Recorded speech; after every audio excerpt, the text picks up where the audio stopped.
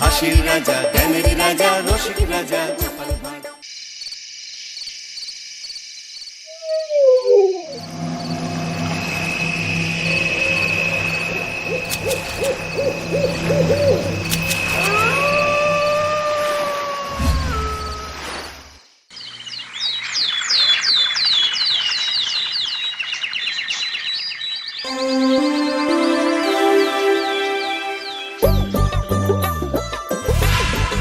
দূর দূর, হঠাৎ করে কেন যে এত চুল ঝরছে বুঝতেই পারছি না। কতদিন হয়ে গেল চুল ওঠা আর থামছেই না। না, এমন হতে থাকলে তো মাথায় টাক পড়ে যাবে। না না না, আজ রাজবৈদ্যের কাছে পরামর্শ নিতে হবে। কি ব্যাপার মহারাজ, আজ আপনাকে এমন চিন্তিত দেখাচ্ছে কেন? জীবনে বড় দুঃখ গোপাল, মন মেজাজ একদম ভালো নেই। সে কি কি হয়েছে মহারাজ? গোপাল থাকতে দুঃখ কিসের? আর বলো না, মাথার চুলগুলো আজকাল ঝড়ে পড়া পাতার মতো পটপট করে ঝরে যাচ্ছে। আমি তো জানি কেন এমন হচ্ছে, কিন্তু এখনই মুখ খুললে চলবে না। আর একটু বেশি বিপদ বাড়লে তখন মাঠে নামবো। তাই বলুন। এ তো খুব ছোট ব্যাপার। চুল ঝরলে টাক পড়বে, আর সেটা পড়া কত ভালো জানেন? কথায় আছে, যত বড় টাক তত বেশি টাকা। তুমি চুপ করো তো বাপু। যদি টাক থাকলেই টাকা হতো, তাহলে তোমার টাকা কোথায়? যেটা বোঝো না সেটা নিয়ে কথা বলো না। তাই না তাই, মহারাজের ঝরছে চুল, চিন্তার ভাঁজ মাথায়। গোপাল যতই চেষ্টা করুক, চিড়ে ভিজবে না কথায়। তোমরা সকলে থামো তো দেখি। ও রাজবৈদ্য, তুমি এর কিছু উপায় বলো। আগে মহারাজ, অনেক সময় দেহে ওই লৌহের পরিমাণ কমে গেলে এমন চুল ঝরে। আপনি বরং পালং শাক, ওই কিশমিশ, কলা ও আরো কিছু ফল আমি বলে দিচ্ছি, সেগুলো বেশি করে খান। আচ্ছা আচ্ছা আচ্ছা, তবে তাই করে দেখি।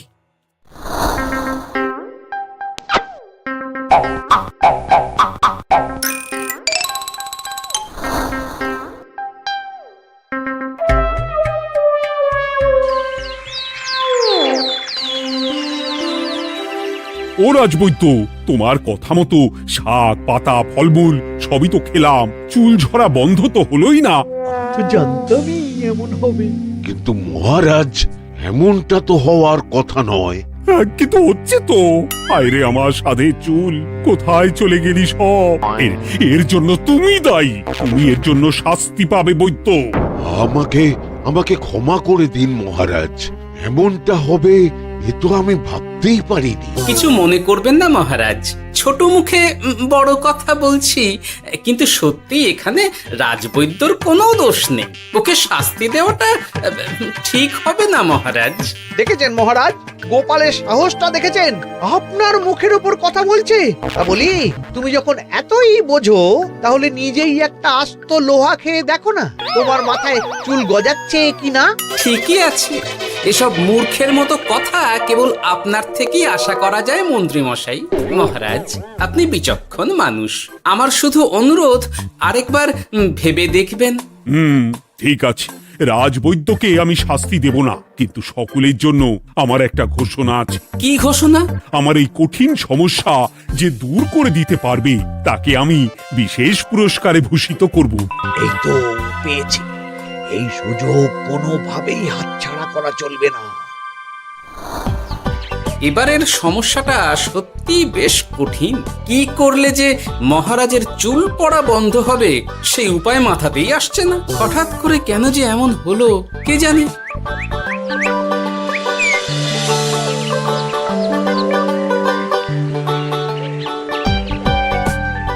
ও মা, তুমি এসে গেছো? একটু বসো, আমি তেলটা মেখেই হাত ধুয়ে খাবারটা বাড়ছি। হ্যাঁ, সে ঠিক আছে, কিন্তু তুমি কিসের তেল মাখছো এটা? কি আবার মাথার চুলের তেল? এখানেও চুল, ওদিকে মহারাজেরও চুল ঝরে পড়া নিয়ে আমরা সবাই হিমশিম খাচ্ছি গিন্নি। আরে, মহারাজের অত সুন্দর কালো চুলগুলো ঝরে যাচ্ছে, এ তো ভারী দুঃখের কথা। সে আর বলতে। ওই জন্যই তো আমি আমি বাবা মাথায় এই জড়িবুটি তেল মাখি, এতে চুলের গোড়া শক্ত করে, চুলকে ভালো রাখে, নতুন চুল গজায় সব। হ্যাঁ কি কি বললে? নতুন চুলও গজায়? সত্যি? হ্যাঁ, বাহ, তাহলে আর চিন্তা কি? আমাকে এই তেলটা একটু দিতে পারবে গিন্নি? মহারাজকে দিয়ে আসি। উনি বলেছেন যে ওনার সমস্যা দূর করতে পারবে তাকে উনি পুরস্কার দেবেন। ওমা, এই তাই নাকি? এ তো দারুণ ব্যাপার গো। নাও নাও নাও, তেলখানা নিয়ে মহারাজকে কাল দিয়ে এসো তাহলে। আর জানিয়ে দিও, দিনে 2 বার কিন্তু তেল মাখতেই হবে। হ্যাঁ, আচ্ছা, ঠিক আছে।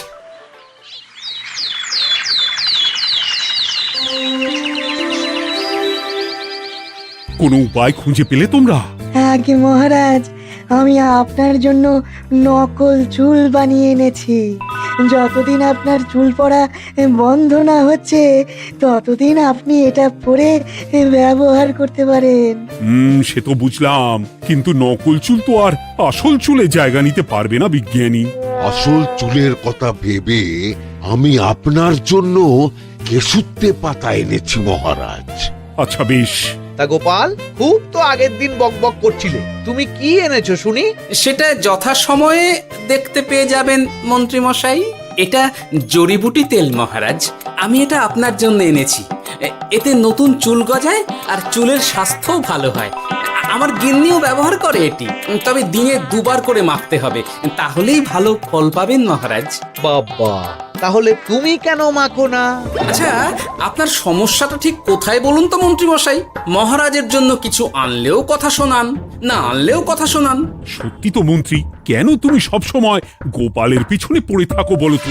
এরা তো তাও সবাই কিছু না কিছু আমার কথা চিন্তা করে এনেছে, তুমি তো সেটাও করনি। না, আসলে মহারাজ, আমিও ভাবছিলাম আপনার কথা, কিন্তু থাক, বুঝেছি।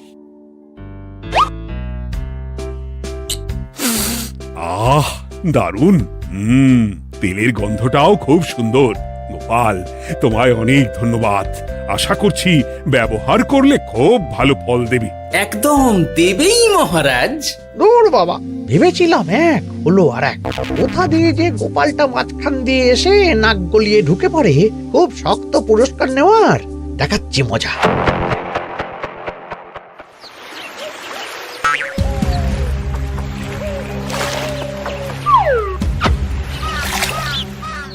এবারে গোপালের তেল দিয়েই সব কিছু তোলপাড় করব।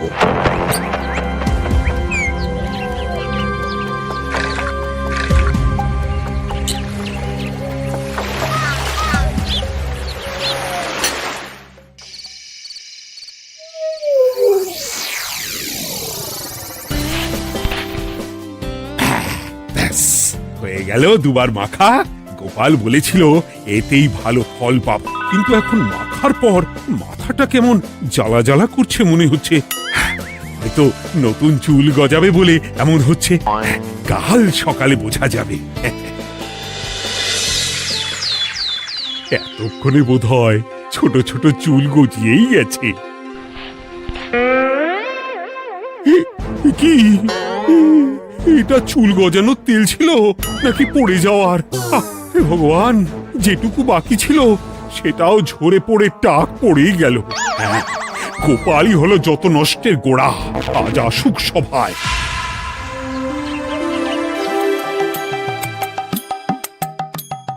এই যে এখন এলেন উনি। ও কি মহারাজ, আপনি এমন কাপড় মাথায় জড়িয়ে বসে আছেন কেন? তুমি আর এমন প্রশ্ন জিজ্ঞাসা করো না গোপাল, তোমার দয়াতেই মহারাজের এমন অবস্থা। মানেটা আমি তোমায় দেখাচ্ছি, দাঁড়াও। এই যে গোপালের দেওয়া তেল মেখেই আমার এমন হয়েছে, আর তার জন্য আমি তোমাকে কোনোদিনও ক্ষমা করব না গোপাল। বিশ্বাস করুন মহারাজ, আমার গিন্নিও মাখে এই তেল, কিন্তু এমন কিছু তো এখনো পর্যন্ত ঘটেনি। আমি আর কিচ্ছু শুনতে চাই না। আমার মাথা ভর্তি চুল আমি ফেরত চাই। যতদিন না আমার মাথার সব চুল ফিরে আসছে ততদিন আমি তোমার মুখও দেখতে চাই না। মহারাজ, আপনার কোনো চিন্তা নেই, আমি তো আছি। এবার এই সমস্যার একটা সমাধান আমি করেই ছাড়বো। কি ব্যাপার, মন্ত্রী মশাই এত লাফাচ্ছে কেন? এসবের পেছনে আবার ওনার হাত নেই তো? না, ব্যাপারটা পরে দেখতে হচ্ছে।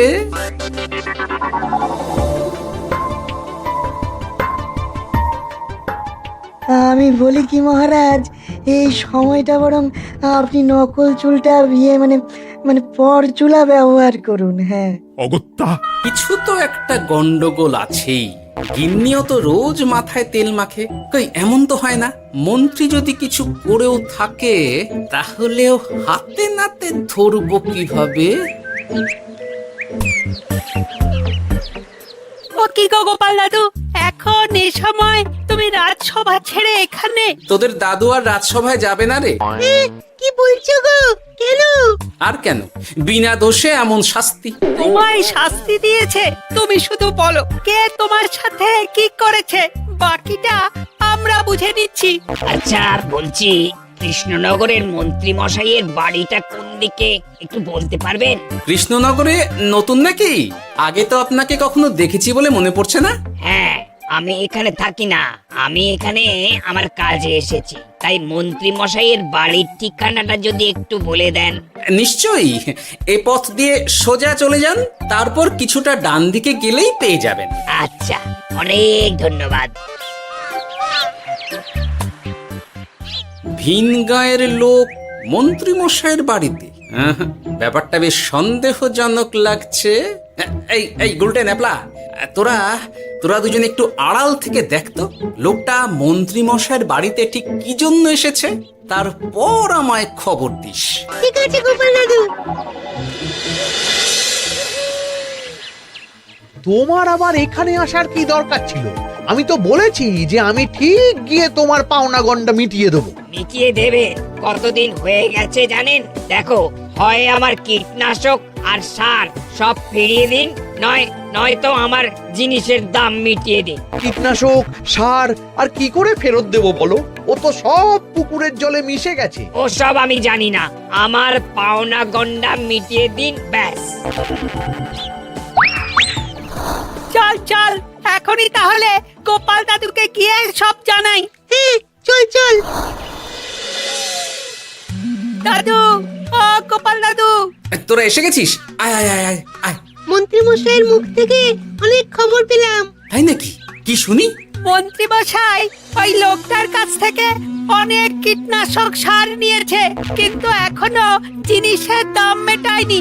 হ্যাঁ, ওই জন্যই তো মন্ত্রী মশাইয়ের উপর লোকটা খুব রেগেছিল, হুমকিও দিয়েছে এক সপ্তাহের মধ্যে জিনিসের দাম সব মিটিয়ে দিতে হবে। তাই নাকি? কিন্তু কীটনাশক সার নিয়ে মন্ত্রী মশাই কি করবে? সেটা তো বলতে পারবো না দাদু, তবে হ্যাঁ, মন্ত্রী মশাই ওই লোকটাকে বলছিল যে ওই সব কীটনাশক সার পুকুরের জলে মিশে গেছে। কি বললি? পুকুরের জলে? আচ্ছা, এবার দুয়ে দুয়ে চার করা গেল। অনেক ধন্যবাদ রে তোদের। বল বল, তোরা কি খাবি? কিচ্ছু লাগবে না গোপাল দাদু, তবে ভোলা বয়ের আর মিষ্টি খাওয়ালে। আচ্ছা আচ্ছা। কি করে যে মহারাজকে আসল ব্যাপারটা বোঝাই, কিছু তো একটা উপায় বের করতেই হবে। তা বলি বাবা, রাজসভায় যেতে হবে না বলে কি সারাদিন এইভাবেই শয়নে শয়নে দিন কাটাবেন বাবা? হ্যাঁ, উপায় পেয়ে গেছি। বুঝলে গিন্নি, আমাকে একটা জায়গায় যেতে হবে, বুঝলে? তারপর ওখানে যদি কাজ হয় তাহলে আগামীকাল রাজসভায় আমি যাব। কিন্তু তুমি যে বলেছিলে তোমার এখন ছুটি। হ্যাঁ, কি আর করি বলো, গুরুত্বপূর্ণ একটা কাজ, তাই যেতেই হবে।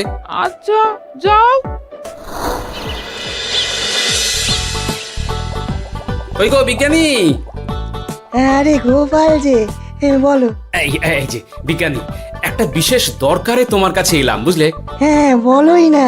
আচ্ছা, এই দূষিত জলকে কিভাবে আবার পরিশুদ্ধ করে বলতে পারবে? কেন পারবো না? জলের মধ্যে একটু চুন আর ফটকিরি দিয়ে দিলেই জল আবার দূষণমুক্ত হয়ে যাবে। তবে ওগুলো দেওয়ার পর কিছুদিন সেই জলকে ব্যবহার করা বন্ধ রাখতে হয়। হ্যাঁ, আচ্ছা আচ্ছা, অনেক ধন্যবাদ, আসি তাহলে। হ্যাঁ,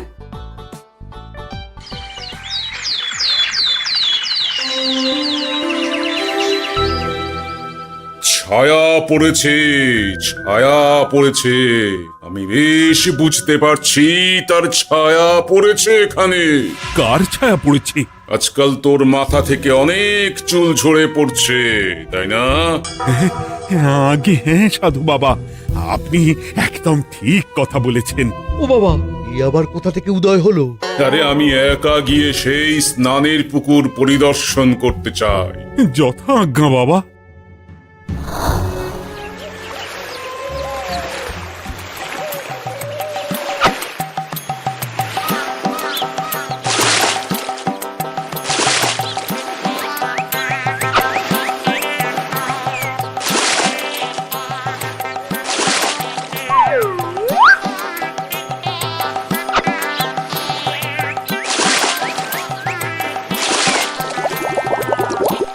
যাক বাবা, মোটামুটি সপ্তাহখানেক এভাবে থাকলেই পুকুরের জল আবার আগের মতো পরিষ্কার হয়ে যাবে।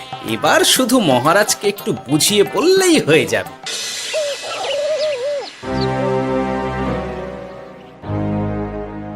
কি বুঝলেন সাধু বাবা? আমার অনুমানটাই ঠিক ছিল। পুকুরের জলে কালো ছায়া পড়েছে, কুদৃষ্টি পড়েছে, তাই এমন হচ্ছে। সে কি? কি কালো ছায়া? যত সব বাজে কথা। জল দূষণ করলাম আমি, আর দোষ পড়ছে কালো ছায়ার উপর। তাহলে এখন কি হবে? চিন্তার কোনো কারণ নেই। আমি মন্ত্রপুত ভস্য ছড়িয়ে দিয়েছি। 1 সপ্তাহ ওই পুকুরের জল স্পর্শ তো দূর, পুকুরের কাছেও যাওয়া নিষেধ। তাহলে আমার মোহরের কি হবে? যথা আজ্ঞা সাধু বাবা। ও কি, তাহলে মহারাজ এতদিন স্নান করবেন কোথায়? সে কথা কাউকে চিন্তা করতে হবে না। মহারাজের ওপরে কালো ছায়া পড়া জল পড়েছে, তাই আগে সেটা শোধন করতে হবে। আমাকে তাহলে কি করতে হবে সাধু বাবা? আমার শিষ্য গোপাল আমাকে আগেই এই বিষয় জানিয়েছিল। আমি তার হাত দিয়েই তোর স্নানের জল পাঠিয়ে দেব। তাই আগামী 1 সপ্তাহ সেই জল দিয়েই তোকে স্নান করতে হবে। কি গোপাল? দেখছো তো মন্ত্রী, গোপাল আমাকে কত ভালোবাসে। আমি ওকে কত কথা শোনালাম, কিন্তু না না না না, কাল থেকেই আমি আবার গোপালকে রাজসভায় ডেকে আনবো। আমি আসছি, আমার কাজ হয়ে গেছে। আর হ্যাঁ, তোর স্নানের পুকুরের চারিদিকে প্রহরীর বন্দোবস্ত কর। কাক পক্ষীও যেন ওখানে প্রবেশ করতে না পারে। আচ্ছা বাবা, আচ্ছা।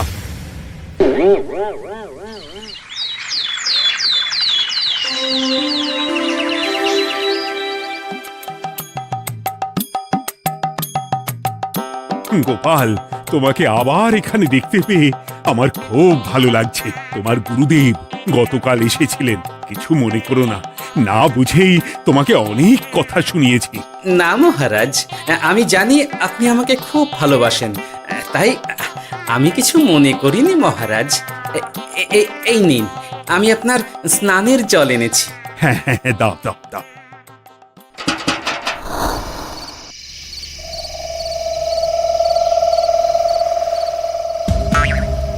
ও বাবা, পুকুরের কাছে যে গিয়ে দেখবো সে উপায় নেই। চারপাশে প্রহরীতে ভর্তি, তাহলে কি সত্যি সত্যি কালো ছায়া পড়েছে? ভালোই হলো, পাওনাদারকে বলে দেবো কীটনাশকটা জালি ছিল। হি হি।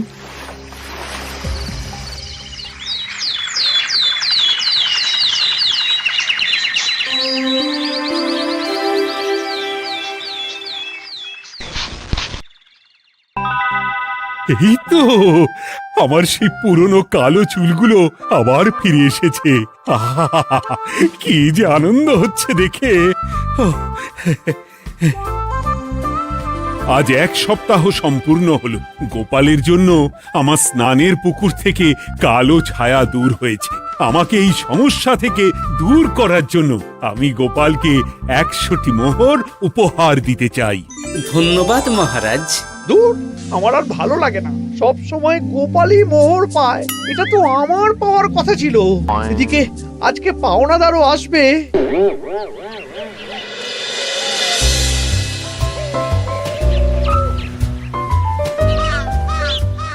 গোপাল দাদু, ওই লোকটা এসে গেছে। আচ্ছা, আসছি। এটা তো মন্ত্রীর বাড়ির দিকে রাস্তা। আমরা তাহলে ওদিকে এদিকে কেন যাচ্ছি গোপাল? আপনার পুকুরের আসল রহস্যটা কি সেটা আপনি জানবেন না মহারাজ। মানে নিজের চোখেই দেখুন, তাহলে বুঝতে পারবেন। আর একটু সময় দাও আমায় ভাই, এমনিতেও তোমার কীটনাশক কোনো কাজের নয়। কি এখন এসব কথা? আর একদিনও সময় দিতে পারছি না। একটু বোঝো, একটু। সব আমি মহারাজের পুকুরের জলে মিশিয়ে দিয়েছি। মন্ত্রী, তুমি তাহলে সেই কালো ছায়া? মহারাজ, আপনার পর্দা ফাঁস হয়ে গেছে মন্ত্রী মশাই। তুমি তাহলে সবটা জানতে? একদম প্রথম থেকে। রে, খুব জোর ফেঁসেছি। এদিকে পাওনাদার, ওদিকে মহারাজ, এখান থেকে কেটে পড়তে হবে। গন্ডগোল করে আবার পালানো হচ্ছে তবে রে। বলো, কেন করেছিলে? মহারাজ, আমি ভেবেছিলাম আপনার সব চুল উঠে গেলে আমি আপনার কাছ থেকে চুল গজানোর ওষুধ দেওয়ার নামে অনেক টাকা লুটবো। কিন্তু সেই ভাবনা ভাবনাই থেকে গেল, সেগুড়ে যে বালি হয়ে গেল। ভাবা যায় চুলের জন্য চুলোচুলি। হাসির রাজা জ্ঞানের রাজা রসিক রাজা